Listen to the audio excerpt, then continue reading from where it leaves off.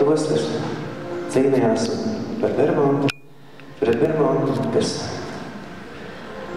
pateicoties, kuriem mums ir brīva Latvija. Un, protams, tā uzvara toreiz bija iespējama tāpēc, ka visiem sirdī bija Latvija, visiem, kas cīnījās.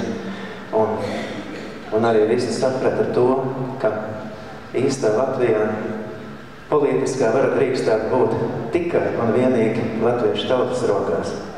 Un tas bija arī stimuls, kāpēc mēs uzvarējām toreiz.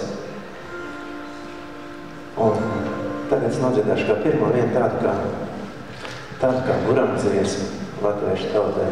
Viņi arī kā saucas latviešiem.